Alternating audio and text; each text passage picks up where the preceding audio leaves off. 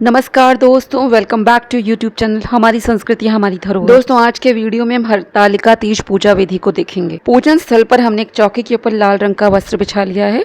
इसे हमने जल से शुद्ध भी कर दिया है। यहाँ अक्षत का आसन देखकर हमने शिव जी, गणेश जी और पार्वती जी की एक मूर्ति रखी है। अक्षतों से हमने यहाँ पे एक अष्टदल कमल बनाया है। इसके ऊपर हम कलश की स्थापना कर रहे हैं। कलश में हम गंगा जल, लौंग, इलायची, सुपारी, हल्दी, अक्षत, पुष्प, सिक्का और शुद्ध जल भरते हैं। फिर इसके ऊपर हम एक अक्षय पात्र रखते हैं।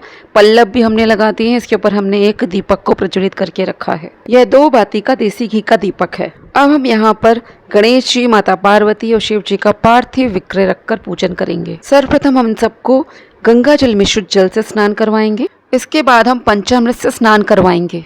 अब पुनः हम गंगा जल मिश्रित जल से स्नान करवाएंगे। अब हम यहाँ सबको वस्त्र रूपी कलावा अर्पित करेंगे, जनेऊ अर्पित करेंगे। भगवान शिव को भी वस्त्र रूपी कलावा अर्पित करेंगे। उपवस्त्र, नीचे का वस्त्र और जनेऊ भी अर्पित करेंगे। गणेश जी, माता पार्वती, कलश, इन सब पे हम हल्दी, रोली, कुमकुम और सिंदूर अर्पित कर रहे हैं। माता पार्वती को मैंने पहले से यहाँ पे वस्त्र धारण करवाए हुए हैं।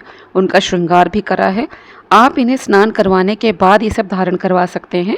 मैंने पहले से ही धारण करवा दिया है। भगवान शिव को पीले चंदन से त्रिपुंड लगाएंगे, भस्म चढ़ाएंगे, अबीर गुलाल चढ़ाएंगे। बेल पत्र पर चिकनी तरफ श्री राम लिखकर उसको हम अर्पित कर रहे हैं। आप बेल पत्र पर चंदन लगाकर भी अर्पित कर सकते हैं। दूर्वा चढ़ा रहे हैं, पुष्प चढ़ा रहे हैं। मदार पुष्प अर्पित करेंगे। मदार की यदि आप माला बना के चढ़ाएं वो भी बहुत ही उत्तम होता है। यहाँ मैंने बना के चढ़ाई है। बेला और चमेली के पुष्पों की माला भी हम यहाँ पर चढ़ाते हैं। भगवान शिव को सफेद रंग के पुष्प अति प्रिय हैं। चौकी पर रखी हुई तस्वीर या मूर्ति का भी हमें पूजन करना चाहिए। यहाँ मैंने मूर्ति का भी पूजन करा है। भगवान शिव को नीले पुष्प भी हम अर्पित कर रहे हैं। धतूरे के पुष्प अर्पित करेंगे, धतूरा अर्पित करेंगे, भांग अर्पित करेंगे। सफेद पुष्पों से प्रभु का श्रृंगार करेंगे। पीले पुष्प भी हम चढ़ा रहे हैं। गणेश जी और गौरी माता को लाल पुष्प अर्पित करेंगे। मदार के पत्ते भी अर्पित करेंगे। इस तरह से शिव जी की सारी प्रिय वस्तुएं हम उनको अर्पित करेंगे और अंत में इत्र भी लगाएंगे। पार्वती जी का यहाँ पे आज पूरा श्रृंगार करा जाता है। कम से कम 5 सुहाग सामग्री अवश्य अर्पित करनी चाहिए। इस दिन मैया को मेहंदी लगाते हैं, चूड़ी पहनाते हैं, नथ पहनाते हैं, मांग मेहंदी लगाते हैं, नेल पेंट लगाते हैं, बिंदी लगाते हैं। ये कुछ जरूरी श्रृंगार सामग्री होती हैं जिन्हें हम माँ को चढ़ाते हैं। हम इनको काजल भी लगाते हैं। हमारे यहाँ तीज के दूसरे दिन कौवा बोलने के पहले उठकर फिर पूजा की जाती है। उस समय माँ को आलता लगाया जाता है, पीला सिंदूर चढ़ाया जाता है और चांदी की बिछिया चढ़ाई जाती है। माँ को चढ़ाने के बाद ये सारी चीजें हम स्वयं भी धारण करते हैं। आपके यहाँ क्या किया जाता है कमेंट बॉक्स में जरूर लिख के बताइएगा, क्योंकि हर क्षेत्र में अपने अपने रिवाज होते हैं। अब हम गणेश जी को उनके प्रिय मोदक चढ़ा रहे हैं। भगवान शिव को उनका प्रिय चूरमा, चूरमा के लड्डू, गुजिया, मीठे खुरमे आदि हम चढ़ा रहे हैं। आपके यहाँ इस दिन जो भी भोग प्रसाद चढ़ाया जाता है आप अवश्य चढ़ाइए। कलश में सभी देवी देवताओं का वास होता है, उन्हें भी हम यहाँ पर भोग प्रसाद चढ़ाएंगे। और अंत में हम सभी को मुख शुद्धि के लिए पान के ऊपर लौंग, इलायची, सुपारी रखकर चढ़ाएंगे। भगवान शिव और माता पार्वती को मीठे पान का बीड़ा चढ़ाएंगे। अब हम यहाँ पर 5 तरह के फल चढ़ा देंगे। खीरा इसमें आप अवश्य शामिल करिए। यहाँ पानी वाला नारियल भी चढ़ाते हैं। काले भीगे हुए चने भी चढ़ाए जाते हैं। जल का एक लोटा रख देंगे यहीं पे। फिर हम धूप दीप दिखाएंगे। धूप को वहीं पूजन स्थल पर रख देंगे। अब हाथ में थोड़े से अक्षत और पुष्प लेकर हरतालिका तीज व्रत कथा पढ़ेंगे अथवा सुनेंगे। यदि आपको ये कथा नहीं मिल पा रही है तो हमारे चैनल पर ये कथा दी हुई है। इसका लिंक मैं डिस्क्रिप्शन बॉक्स में डाल दूंगी, आप वहाँ से सुन लीजिएगा। कथा पढ़ने अथवा सुनने के बाद अक्षत और पुष्प को वहीं चौकी पर आप छोड़ दीजिए। अब आज के दिन हम हवन भी करते हैं। हमने यहाँ गाय के उपले में अग्नि प्रज्वलित करी है। आप आम की लकड़ी अथवा नारियल के छिलके पर भी हवन कर सकते हैं। देसी घी की भी आहुतियाँ यहाँ पर दी गई हैं और हमने कपूर से अग्नि प्रज्वलित करी है। हम यहाँ सांकल्य से गणेश जी, गौरी जी, नवग्रह, कुल देवता, कुल देवी और शंकर जी के मंत्रों से आहुतियाँ देंगे। आप भगवान शिव के पंचाक्षरी मंत्र से भी आहुतियाँ दे सकते हैं। आपको यह पूर्ण पूजा ओम नमः शिवाय मंत्र का जाप करते हुए ही करनी चाहिए। हमने जो भी वस्तुएं यहाँ पर बनाई हैं उन सब का भोग हम अग्निदेव पे चढ़ाते हैं और अंत में 4 बार जल के छींटे देकर अग्नि को शांत करवाते हैं। तो इस दिन सरल विधि से इस तरह से आप हवन भी करिए। अब हमने आरती करने के लिए 2 बाती का देसी घी का दूसरा दीपक भी बनाकर रखा है।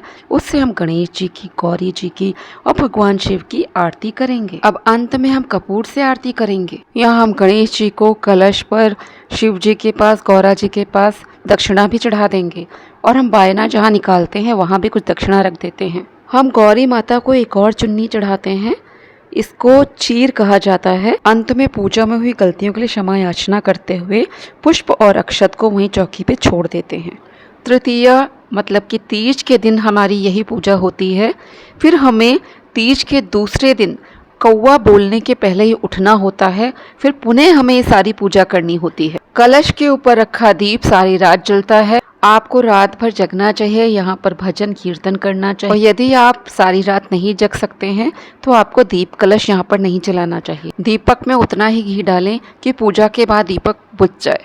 प्रातःकालीन लेकिन पूजा आपको अवश्य करनी चाहिए। ये चौकी रात में नहीं हटाई जाती है, दूसरे दिन ही हटाई जाती है। चौकी पर कलश रखा रहता है।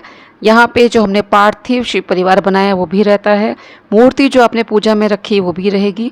यहाँ से आप भोग प्रसाद 15-20 मिनट के बाद हटा सकते हैं। हवन कुंड हटा दीजिएगा। यहाँ श्रृंगार सामग्री रखी रहेगी। एक आध फल यहीं पे छोड़ के बाकी फल भी हटा दीजिएगा।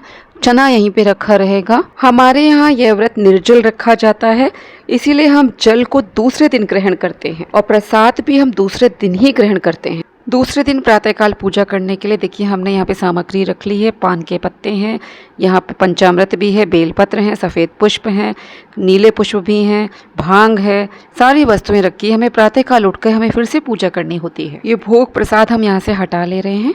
थोड़ा सा प्रसाद यहाँ माता पार्वती और शिव जी के पास रखा जाता है। दक्षिणा, चना, जल ये सब कुछ ऐसे ही रखा रहता है।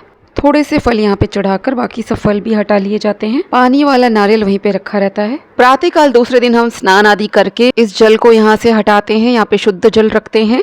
बेलपत्र, पुष्प, धतूरा, हमने जो भी चीजें तृतीया के दिन चढ़ाई थी उन सबको हटाते हैं। पान, सुपारी, इलायची भी हटा के पूजा करेंगे। यहाँ पर तृतीया के दिन चढ़ाई हुई सारी वस्तुएं हम देखिए हटा ले रहे हैं यहाँ से। अब हम सबको पहले गंगा जल मिश्रित शुद्ध जल से स्नान कराएंगे, फिर पंचामृत से स्नान करवाएंगे। स्नान करवाने के बाद हम वस्त्र रूपी कलावा सबको अर्पित करते हैं। जनेऊ अर्पित करेंगे। शिव जी को वस्त्र रूपी कलावा, जनेऊ आदि हमने अर्पित करा है। बेलपत्र चढ़ाया है, मंदार की माला चढ़ाई है, धतूरा चढ़ाया, धतूरे के पुष्प चढ़ाए, भांग चढ़ाई है। इस तरह शिव जी का भी पुनः पूजन किया जाता है, उनका पूर्ण श्रृंगार किया जाता है। इसके बाद भोग में हमारे यहाँ हलवा बना के चढ़ाया जाता है। आपके यहाँ जो भी चढ़ाया जाता है वो चढ़ाइए। चना यहाँ पे पहले से रखा हुआ है, हलवे का भोग लगाया जा रहा है। यहाँ पर सुबह हम पुनः हवन करते हैं, धूप दिखाएंगे। इसके बाद हम गौरी जी की, गणेश जी की और शिव जी की आरती करते हैं। गौरा माता को नए आलता की शीशी से आलता निकालकर चढ़ाया जाता है। फिर उसी आलता को हम लोग भी लगाते हैं पैरों में। नए पीले सिंदूर की डिब्बी से पीला सिंदूर चढ़ाया जाता है। हम यहाँ 5 बार माँ को पीला सिंदूर चढ़ा रहे हैं। फिर 3 बार अपनी चुनरी से उस सिंदूर को अपनी मांग में हम भरते हैं। फिर 2 बार माँ को पीला सिंदूर पुनः लगाते हैं। माँ को चढ़ाई गई चूड़ियों में से 2-2 चूड़ियाँ हम पहन लेते हैं। फिर माँ को चढ़ाई गई बिंदी में से 1 बिंदी हम भी लगा लेते हैं। माँ को चढ़ाई गई बिछिया में से 2 बिछिया हम भी पहन लेते हैं। इस संपूर्ण प्रक्रिया को सुहाग लेना कहते हैं। इसके बाद हमारे यहाँ जो हम चुनरी माँ को चढ़ाते हैं, हम उस चुनरी को ले लेते हैं, उसे अपनी चुनरी या साड़ी के पल्लू में बांध लेते हैं। ये सारा दिन हम बांधे रहते हैं। इसको चीर बांधना कहते हैं।